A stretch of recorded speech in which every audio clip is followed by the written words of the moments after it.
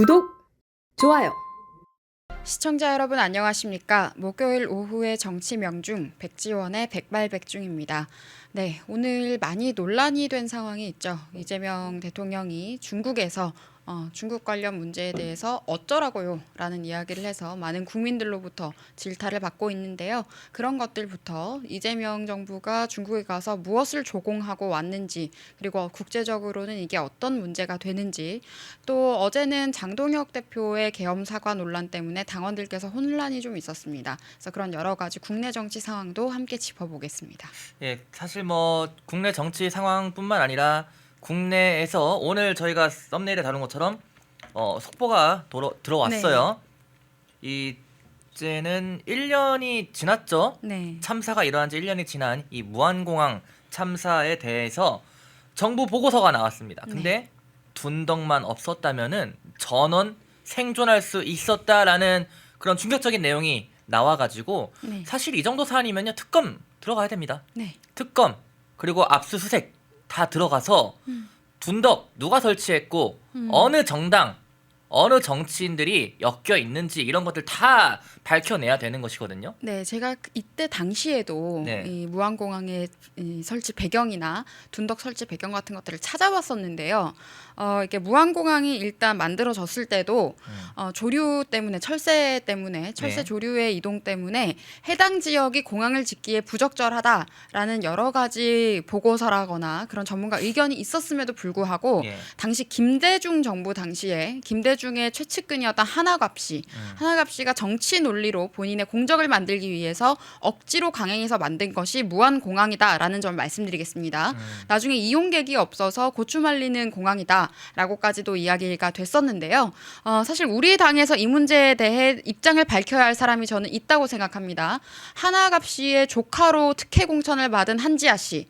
그때 공천 당시에도 이중당적 논란이 있었죠. 국민 추천제에도 응시하고 국민의 미래 비례정당에도 응시를 해서 논란이 됐던 인물이 있는데 이 사람이 김대중 측근 한화갑의 조카입니다. 그러니까 이런 사람들로부터 입장이 일단은 나오는 게 맞는 것 같고요. 둔덕 같은 것도 설치 배경이나 시점을 따져보면 이미 문제 제기가 노무현 정부 시점에 됐었습니다. 근데 그 이후에 어떤 조치도 이루어지지 않았다라는 것이 아주 문제다라는 말씀을 드리겠고, 또 무안공항이 있는 지역구 민주당 지역구 아닙니까? 민주당은 그럼 그동안에 무안공항에 대해서 정비라거나 시설 점검에 대해서는 도대체 뭘 하고 있었느냐에 대해서도 우리가 공세를 해야 할 것 같고요.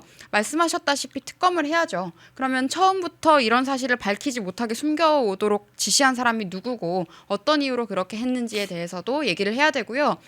민주당과 좌익 기득권들이 악랄한 것은 무안공항 참사이고 오늘 보고서에서도 드러났다시피 무안공항에 있는 둔덕 때문에 벌어진 참사임에도 불구하고 자꾸 제주항공 참사라고 한다거나 아니면 그 날짜를 숫자로만 이야기를 하면서 책임 소재를 불분명하게 하는 사례가 있습니다.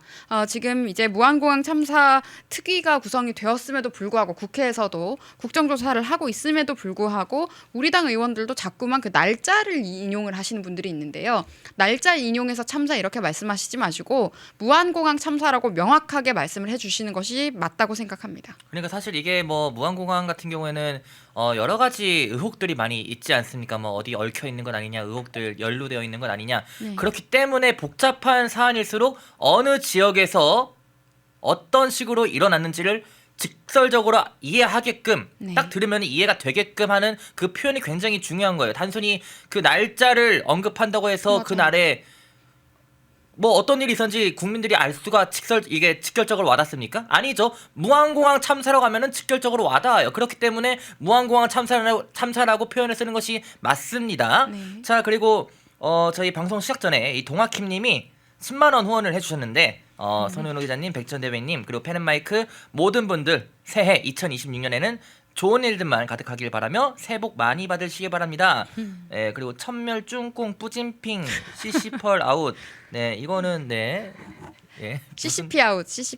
중국 공산당 아웃. 여기 예. 탄핵 반대할 때 구호 중에서도 많이 그리고 지금도 반중 집회에서 사용하고 있죠. 네. 중국 공산당에게 한국에 대한 내정 간섭하지 마라라는 구호이고요.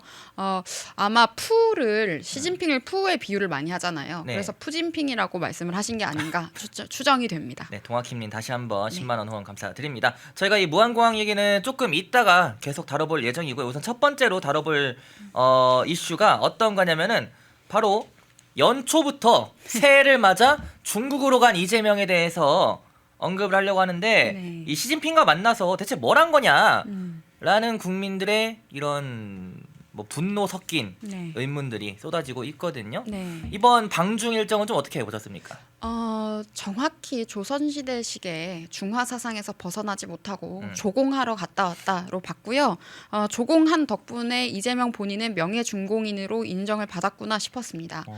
참 기가 찬 것이 이 조공이라는 단어 여러분 많이 잊고 사셨을 텐데 조선시대 때. 네, 조선시대 거나 그 이전에도 네. 여러분 중국에 대해서 자꾸 미화하는 사람들이 있는데요. 중국은 우리 이 땅에서 국가라는 시스템이 갖춰진 이래로 어느 국가든지 계속해서 소위 삥 뜯듯이 조공이라는 명목으로 계속 겁주고 우리 국민들 혈세 뜯어간 나라가 중국입니다. 지금도 그러고 있는 거예요. 그런데 이재명이 가서 뭘 했냐라고 보면은 뭐 판다를 하나 빌려오겠다. 뭐 케이팝을 수출하겠다. 푸바오 데려오게요? 푸바오 친구를 뭐 데리고 온다 이런 식으로 언플을 하고 있거든요. 네. 그게 뭐가 중요합니까? 그러면서 지금 중국 공산당의 간첩들이 한국 반도체라거나 주요 기술들을 중국으로 유출하고 있는 상황에 대해서 한마디도 하지 않았죠.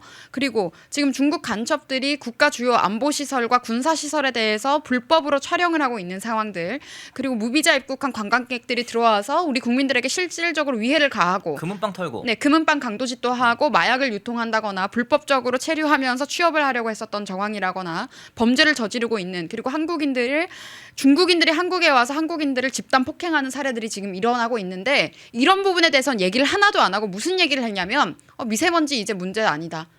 본인이 뭔데 무슨 자격으로 그런 이야기를 가서 합니까? 당신이 대통령이라고 해서 있는 문제를 없다고 얘기할 수는 또 없는 거예요. 지금 이게 문재인 때랑 또 겹쳐 보이는 게 문재인 정부 당시에는 그 미세먼지를 중국에서 넘어온 미세먼지를 가지고 우리 국민들에게 생선을 구워 먹어서 그렇다라고 탓을 돌렸습니다. 그때와 지금이랑 달라질 게 없고 더 악화가 된 상황인데 아예 가서 굽신거리면서 시진핑 앞에서 이제 미세먼지는 문제도 아닌 것 같고 뭐 반중도 없다, 거의 없다, 뭐 이런 식으로 가서 굽신거리고 고개를 조아리고 왔습니다. 그리고 실질적으로 우리가 뭐 받았다라고 하는 게 판다랑 케이팝 수출을 어쩌고인데 사실 연예인들이 중국에서 돈 조금 더 버는 거는 저는 그렇게 크게 중요한 일은 아니라고 생각을 합니다. 전혀 중요하지 않고요. 그렇죠. 만약에 그렇게 하면 우리도 중국 거 수입 안 하면 그만입니다. 중국에서 뭐 문화 콘텐츠라고 할 거 볼 것 없어요. 다 우리나라 예능이나 이런 거 카피 떠서 하거든요. 아이돌도 카피 뜨고. 그래서 별로 볼 것도 없기 때문에 그런 부분에서 본인들이 벽을 치겠다고 하면 그 본인 손해예요. 사실 중국 손해거든요. 예. 그런 것들에 대해서 무슨 성과라고 자랑을 하는지, 그것보다 중요한 것은 우리 국가의 아주 중요한 주요 산업들의 기술을 지키는 것이고 우리 기업을 지키는 것인데 가서 기술과 기업, 우리 경제는 다 팔아먹고 이제 영해까지 팔아먹고 왔어요. 사대주의 조공은 다 하면서 판다는 여러분 선물 형태나 이런 것도 아니고 대여입니다. 중국이 전 세계 각국에 보내는 판다들은 전부 다 대여 형태입니다. 문재인 정부 당시에도 이 푸바오라는 판다를 들여와서 판다를 가지고 완전히 문화 프로파간다의 상징 수단으로 썼거든요. 네. 그때 거의 광기였어요. 저는 그게 자꾸 알고리즘에 떠서 뜨지 않기를 할 정도로 떴었는데 그때 보면은 우리가 이해할 수 없었던 장면이 푸바오가 중국으로 갈 때 그때 뭐 어떻게 했습니까? 사람들이 와서 마치 김정일이 죽어서 우는 북한 사람들처럼 통곡하는 사람들이 있었죠. 그건 정말 정상적인 장면이 아닙니다. 그리고 그때 코로나 이제 우한 폐렴 당시에 통제가 있었기 때문에 그때 막 쇼츠 같은 것들이 많이 돌았잖아요. 그런 것들의 영향력이 확산되면서 일종의 브레인랏을 유발했다고 저는 보는데요. 그때 당시에 판다를 가지고 또 프로파간다를 어떻게 했냐면 그 유재석 씨 나오는 그런 예능 같은 데서 예. 판다 수의사가 아니라 판다 사육사 나와가지고 사육사, 예. 판다에 대한 어떠한 스토리텔링을 하게 하고 그런 것들로 무슨 책까지 만들었어요. 그 푸바오가 주인공인 책도 있습니다. 푸바오가 뭐 말을 할 줄 아나요? 전 그렇다고 생각하진 않는데 푸바오의 심정을 어떻게 독심술로 읽었는지 모르겠지만 그런 책 같은 것까지 나오면서 엄청난 친중 프로파간다 수단으로 썼었는데 또 들여온답니다. 근데 이제 푸바오가 아니라 푸바오 친구를 들여온다고 하는데 아니 저는 의문인 게 푸바오 귀엽죠. 물론 귀여운 거 맞습니다. 근데 네. 저는 판다 뭐 귀여운 건 귀엽다고 하는데 근데 푸바오든 푸바오 친구든 갖다 놓으면 누가 푸바오인지 누가 푸바오 친구인지 알아요? 그때 그게 논란이 됐었죠. 저는 모를 것 같아요. 아니 왜냐면 판다들은 이제 강아지들은 종도 다르고 막 이렇게 다양하고 심지어 같은 종이어도 생김새가 다 다르잖아요. 네. 근데 판다들은 다 비슷하게 생겼잖아요, 대부분. 그리고 그때 어떤 프로파간다가 또 있었냐면 예. 특히 젊은 여성들 상대로 쫙 돌았던 게 중국 남자에 대한 환상 심어주는 거. 아 중남. 네, 중남. 스윗 중남. 그 여전히 유튜브에 1020, 30 여성 그 특정 성별 세대로 해가지고 알고리즘을 계속 뜬다고 합니다. 주변에서 너무 불쾌하다라고 하는데 그런 중남 프로파간다 세일즈 이거 여전히 있었고요. 그리고 이 판다 같은 것도 판다 보기 위해서 중국 여행 가야 된다. 그런 것들도 그때부터 계속 유행을 했었고. 판다 우리나라 동물원에 가도 있잖아요. 네, 그리고 주요 여행 예능 있잖아요. 거기서도 중국 가는 거 계속 보여줬습니다. 문재인 정부 암흑기 때, 문재인 암흑기 때 계속 그렇게 했었거든요. 또 하겠다는 거예요. 근데 이제는 푸바오 말고 푸바오 친구라고 하는데 푸바오 친구가 진짜 맞는지는 모르겠어요. 그들이 아는 사이인지도 모르겠고. 근데 저는 좌파들 중에 맨날 동물권 이야기하시는 분들 많아요. 저도 동물 관련 문제에 대해서 관심이 많은데 근데 제가 지적하고 싶은 거는 애초에 판다를 대여를 한다는 것도 개념이 틀린 겁니다. 그러니까 동물을 그리고 중국에서는 동물을 아주 열악한 환경에 방치하는데 그렇게 방치하고 있다가 본인들 공산당 프로파간다 수단으로 판다를 다른 나라의 인질처럼 하나 줬다가 또 뺏었다가 이런 식으로 가지고 노는 것 자체가 동물에 대해서 문제의식을 가지고 계신 분이면 이거는 동물 학대다라고 이야기를 할 수도 있는 거예요.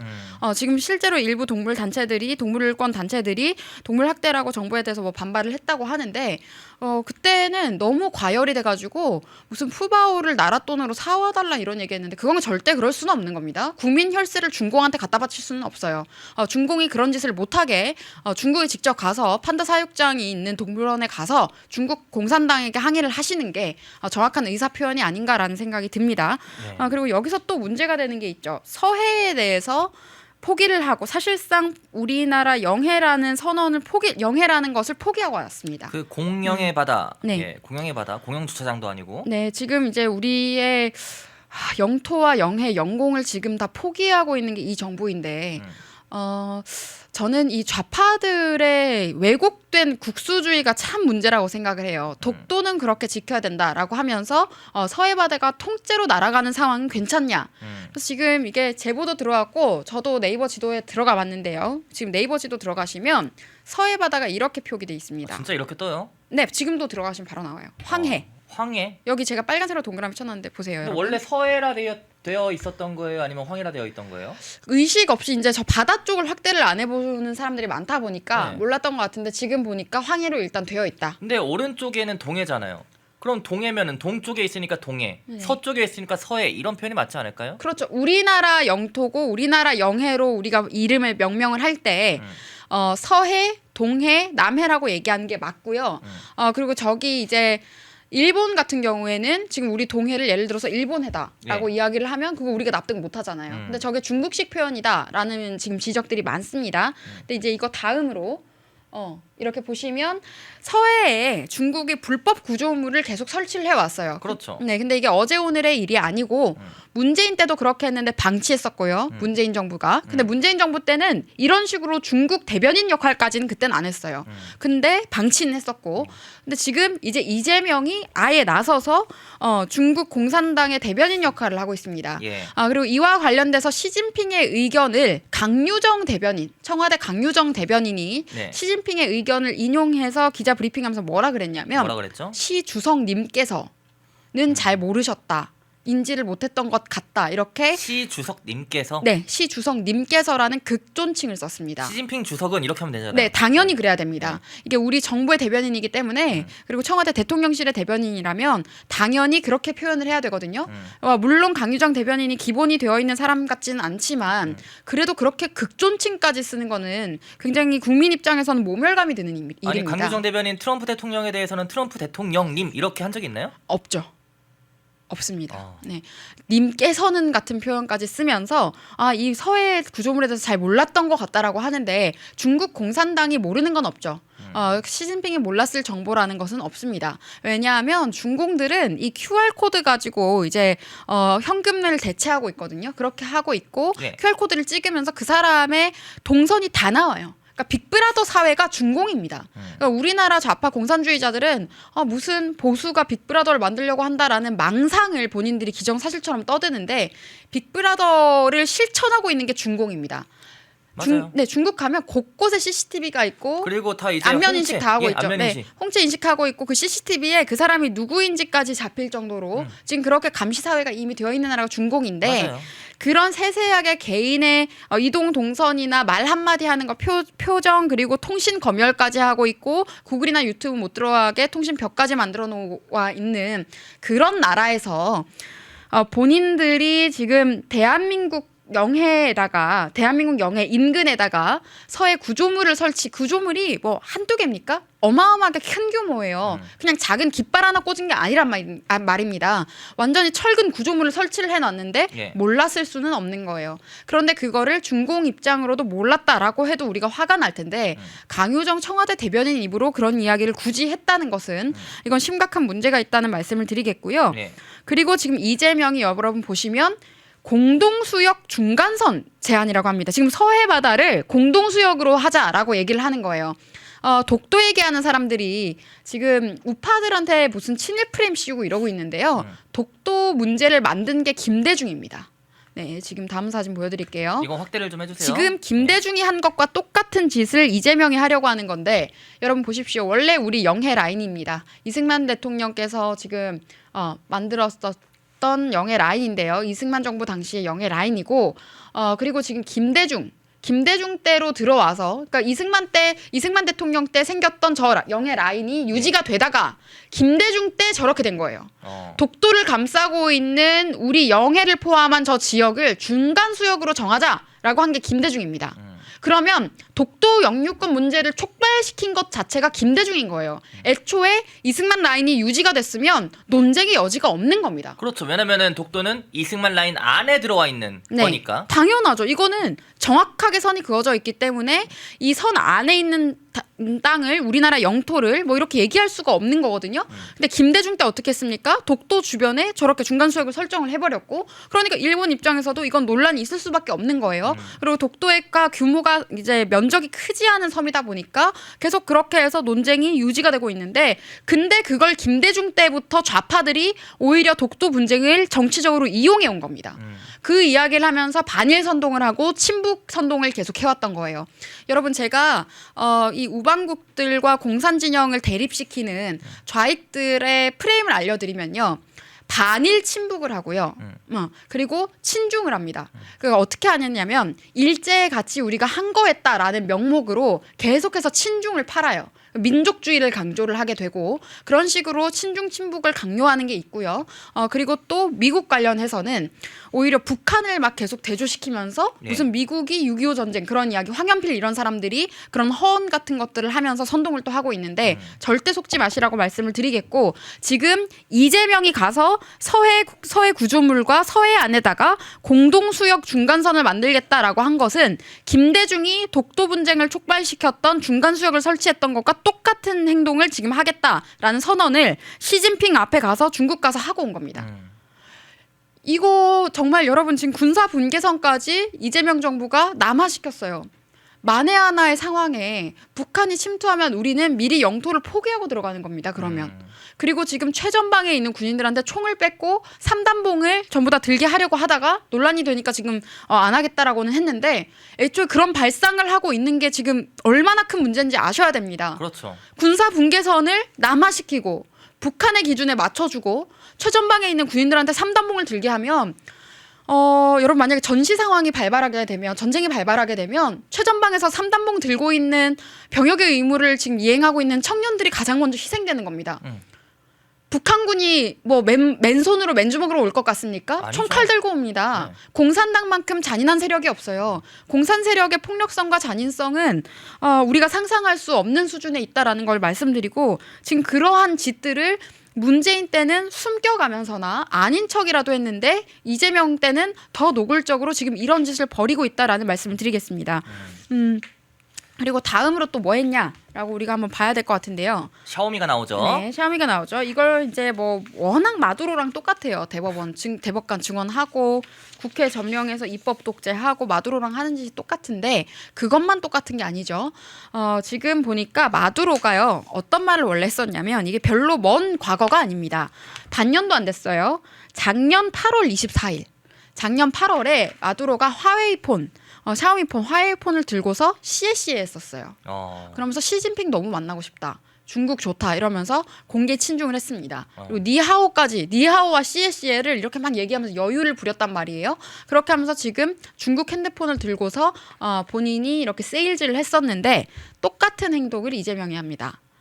네, 이제 중국 시진핑을 만나러 가서 샤오미 폰을 들고서 네, 같이 셀카를 찍었다. 뭐 인생샷을 건졌다 이런 얘기를 하는데 이 사람이 여러분 대한민국 대통령으로 보이십니까? 중국 속국의 수장으로 보이십니까? 그냥 사진만 보면은 그 시진핑 팬미팅에 간 것 같은데? 네, 추적 그게 맞는 지적이네요. 네. 시진핑 팬미팅 갔다고 하셨는데 또 지금 저 김혜경 씨는 시진핑 저 배우자에게 뭐라 그랬냐면 너무 옛날부터 팬이다. 이런 이야기까지 했습니다. 팬미팅 맞네. 네, 완전히 부부 팬미팅을 한 거죠. 존경의 눈으로 시진핑을 쳐다보고 온 겁니다. 그런데 이게 대한민국 대통령이라면 저기에 삼성 핸드폰을 들고 가야죠. 우리나라 기업의 제품을 가지고 가야 되는 거고 핸드폰이 아니라 무엇이든지 우리나라 기업의 물건을 가지고 가서 중국에게 오히려 소개를 한다거나 그렇죠. 중국에 세일즈를 해야 맞는 건데 샤오미를 가지고 와서 이렇게 찍었고 지금 이재명도 과거에도 CS를 하지 않았습니까? 뭐 하러 우리가 양안의 문제를 가지냐, 양안 문제에 관심을 가지냐, CS에 하면 그만이지라고 직접 그때 제스처까지 아주 얍삽하게 하면서 그런 모습을 보였는데 그게 마두로랑 똑같습니다. 그래서 지금 많은 국민들께서 이제 마두로라고 한다거나 이두로라고 하는 표현들을 지금 쓰고 있는데 오늘 채팅창에도 올라오고 있어요. 네, 근데 저도 보니까 똑같아요, 그냥. 이거는 공통점이 너무 많아서 하는 말마다 똑같고 그리고 뭐 미군을 보고 점령군이라고 했었잖아요 이재명이. 근데 마두로도 트럼프 대통령한테 뭐 어디나 잡아가봐라 막 이런 식으로 도발을 하기도 했었어요. 그래서 실제로 잡혔잖아요. 생포를 했는데 그래서 이렇게 비슷한 점이 많고 입법 독재하고 있고 대법관 증언에서 사법질서 무너뜨리고 있고 그리고 거기에 더해서 온갖 전체주의 약법 검열법 만들고 있고 언론 장악하고 있고 그러니까 지금 하고 있는 행태가 마두로랑 똑같아요. 근데 지금 우리들은 차베스와 마두로에 대해서 비판을 하잖아요. 공산 독재자에 대해서. 그런데 일부 좌파 자칭 시민단체나 일부 좌파 이익단체라고 할게요. 좌파 이권단체나 또는 공산 세력들, 민주당 추종 세력들은 차베스와 마두로를 숭상하기도 했습니다. 무슨 롤모델이다라고 하면서 본인들이 스터디를 한다거나 이런 사례들도 있었거든요. 그러니까 저는 이재명이 지금 그런 것들을 아주 쫓고 있는 게 아닌가. 그리고 이재명이 주로 하는 게 성남시장 그리고 경기도지사 때부터 계속 지금까지 해오고 있는 게 돈 뿌리기입니다. 현금 살포 포퓰리즘을 하고 있는데 선거 시즌만 되면 돈을 뿌려요. 국민 세금을 뿌리면서 본인들이 생색내죠. 그것도 마두로가 했었어요. 네, 그래서 저는 이번에 트럼프 대통령이 마두로를 생포하면서 차베스의 묘지까지 폭격을 한 것이 아주 잘했다고 생각합니다. 전 세계의 이런 공산 독재 세력들, 공산 전체주의 세력들에게 아주 강력한 신호를 보여준 게 아닌가라는 생각이 들었고요. 다시 한번 말씀드리지만 이재명의 샤오미 CSA와 마두로의 화웨이 CSA 똑같다라는 것을 지적드리겠습니다. 네, 동학킴님 10,000원 후원 또 한 번 다시 감사를 드립니다. 그리고 이걸 직접 기획했다라고 보도를 했어요. 뭘요? 샤오미 셀카를 이재명이 직접 기획했다. 라고 강유정 청와대 대변인이 또 상하이에서 브리핑을 했습니다. 직접 아이디어를 냈고 이게 뭐라고 했는지 한번 말씀드릴게요. 이게 시청자분들께서 화가 나실 수도 있는데 강유정 대변인이 이런 사진을 보고 뭐라고 이야기를 했냐면 위트와 재치로 마음을 울린 이재명 특유의 감성과 스마일 외교가 새로운 한중 외교를 편안히 열어젖혔다. 무슨 북한입니까? 찬양을 어떻게 이런 식으로 위트와 재치? 이게 무슨 위트와 재치고 그러니까 이게 이 사람들의 사고 방식이 딱 이 정도인 거예요. 그리고 이거를 이재명이 소셜에 올리면서 뭐 화질은 확실하주 이렇게 하면서 커뮤니티스러운 그런 표현을 또 썼었는데 그것도 옛날에 백종원 씨 때문에 유행했던 거지 지금은 별로 소구력 있는 멘트는 아닌 것 같아요. 예. 네, 그 다음으로 한번 넘어가 볼게요. 네, 그 다음으로는 이제 또 이재명이 이런 글을 올렸어요. 자, 뽀재명 뽀정은 왜 뽀예요? 왜 뽀예요? 저는 이거를 보고 한참을 생각해도 이해가 안 되는 게 왜 뽀예요? 아니 뽀로로를 설마 그런 건 아니겠죠? 설마? 근데 저는 이걸 보고 왜 뽀재명 뽀정은이에요? 그러니까 이게 이재명 소셜을 운영하는 사람이 억지 귀여운 척을 좀 좋아하는 것 같아요. 제가 보니까 나이가 몇인데 그러니까 뭐 인생샷 건졌쥬 뭐 이런 식으로 하는 것도 그렇고 별로 와닿지도 않고 이재명의 얼굴을 생각하면서 저 글을 읽으면 거북합니다. 안 돼요. 굉장히 거부감이 들고 떠올리기 싫어요. 좀 징그럽다라는 생각이 드는데 이것도 마찬가지로 징그러운 거예요. 이게 무슨 뽀로로를 인용했다라는 뭐 해석인지 설명인지가 붙었어요. 근데 저는 와 이거 뽀로로에 대한 모욕입니다. 지금 뽀로로 그 회사의 허락은 받고 이런 식의 표현을 본인들이 프로파간다용으로 쓰는지 모르겠는데 이거 보면 펭귄 두 마리가 붙어 있죠. 예. 그러면서 하나가 이재명이고 하나가 김정은이라는 식으로 얘기를 하는 겁니다. 뽀로로도 펭귄 아니에요? 네, 그러니까요. 그래서 펭귄 캐릭터라고 맞나? 저렇게. 설마 진짜? 네, 저거 맞다고 하더라고요. 지금 한 번 더 확인을 해드리면은 진짜 왜 저럴까? 이게 한겨레에 올라온 사진이에요. 한겨레에서 뽀롱뽀롱 뽀로로 이렇게 하면서 이제 뽀재명과 뽀정은이 만날 수 없을까라고 한겨레 20일에 글이 올라왔는데 이런 거 여러분 한겨레 수준 아시겠죠? 매불쇼 한겨레 뭐 죄송합니다. 제가 이렇게 웃으면서 안 하려고 했는데 애들 보라고 만든 네. 뽀로로 애들 전용이잖아요. 애들 타겟으로 한 예? 7세 이하 어린이들, 애기들 나이 몇 살입니까 이 사람들? 근데 한겨레라는 단어도 사실 북한스러운 표현이에요. 한겨레. 아니 북괴를 무슨 결에 요즘 우루와 나이를 같은 그런 허스로 식으로 먹는 하는. 사람들이 굉장히 많은 것 같은데 네.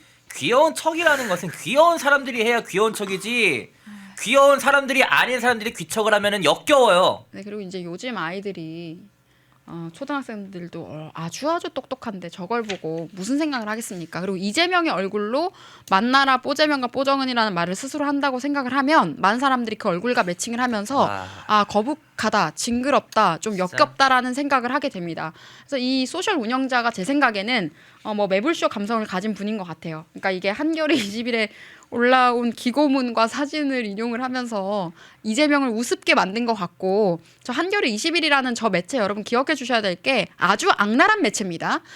지금 탄핵 정국에서도 저와 나경원 의원 이런 사람을 콕 찍어서 지적하면서 여성 우파에 대한 아주 악랄한 비난글을 만들었던 곳입니다. 그러면서 여성이 일부러 튀기 위해서 우파를 한다라는 식으로 말도 안 되는 프레임을 만들었는데요. 지금도 아직도 민주당이 현혹되어 있는 여성분들께 제가 말씀드리고 싶은 것은 공산주의자들은 민주파리 공산주의자들은 여성을 사람으로 안 봅니다. 매불쇼에 나왔던 그런 논란들 그리고 장경태 그리고 이동형 같은 사람이 하는 그런 말들이 그들이 가지고 있는 여성에 대한 정확한 인식과 관점을 보여준 사례라고 말씀을 드리겠고요. 여성을 자유롭게 하는 것은 자유민주주의와 자유시장 경제의 가치다. 우파가 이야기하고 있는 대한민국의 헌법상의 상식과 원칙이다라는 말씀을 강력하게 한번 드리도록 하겠습니다. 네, 그러니까 JEH님이 2,000원 후원 감사드립니다. 그러니까 그때 한겨레 20일에 올라온 게 그게 여성 혐오적인 글이었어요. 그리고 지금 이 인용한 것도 보니까 수준이 별로 높지도 않고 찌라시 같다. 찌라시보다도 못해. 찌라시에서도 사실은 생각을 해보면 이렇게 납득할 수 없는 비유는 않습니다. 아니 뽀재명과 뽀정원이 뭐예요? 사람들이 안 읽을 것 같으니까 좀 거북해서. 진짜. 그러니까 이분들이 얼마나 억지로 감정이입을 하면서 저런 정과 사범에 대해서 어떻게든 귀엽다고 자기 스스로를 세뇌하면서 그러니까 이게 이재명에 대해서 억지로 객관적으로 귀여워요? 아니죠. 정과 사범이고 그 욕설을 한 걸 들어보면 그런 얘기는 할 수가 없고 근데 이제 그런 이야기들을 하면서 팔고 있는데 제 생각에는 김정은의 입장에서 기분 나빴을 것 같아요.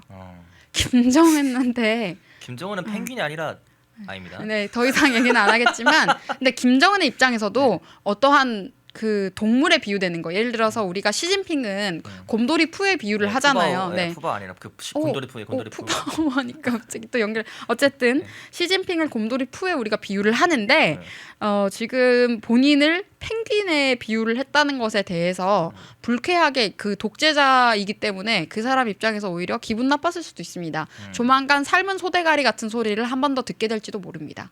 네, 문재인이 들었던 소리죠. 자, 다음 이거 그냥 가볍게 넘길까요? 더 이상 얘기하고 싶지 않은데. 네, 좀 너무 거북스럽네요. 네, 그리고 참, 네, 다음 거 또 이제 이재명이 가서 무슨 얘기했는지 지금 다음 사진 자료는 아예 국힘 이야기라서요. 네네. 네, 자. 잠깐만요. 이게 다음 순서 있나? 네, 여기 이거부터 해야 됩니다. 네, 이거. 네. 얘기를 좀 하시죠. 네, 이게 제가 아까 말씀드렸던 서해바다 관련 문제인데요. 가서 지금 저 사람이 위성락이죠. 위성락 안보실장인데요. 저런 사람을 안보실장으로 임명한 이유를 말씀드리겠습니다. 외교부 장관으로 만약에 임명하면 여러분 국회에서 인사청문회를 해야 됩니다. 근데 안보실장으로 하면 그런 거 안 하거든요. 탄핵을 못 하거든요. 그렇죠. 그래서 저런 사람들을 안보실장으로 넣은 거고 김현지 같은 사람도 대통령실 안에다가 넣어둔 겁니다.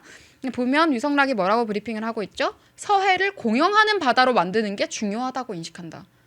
아니 무슨 우리 영해를 미쳤습니까? 그럼 공영 바다면은 예? 공영 주차장은 돈 내고 하잖아요. 네. 그럼 이제 돈 내야 되는 거예요? 공영 바다면은?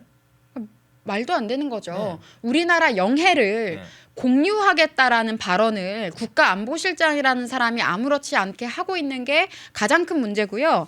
그리고 이재명이 시진핑 만나고 나서 또 무슨 얘기했냐면 1년에 한 번 이상 만날 거다. 시진핑이 자주 오라고 했다. 주로 우리가 가서 만날 거다라는 얘기를 합니다. 아니 시진핑 보러 오라 해요 그냥. 시진핑이 왜 안 옵니까? 뭐 조공 바치러 시진핑 맨날 보러 가는 겁니까? 조선시대 때 뭐 주기적으로 가서 조공 바치러 신하들 보내는 것처럼 본인이 이제 중공의 신하니까 가서 조공 바치러 다녀오는 거예요.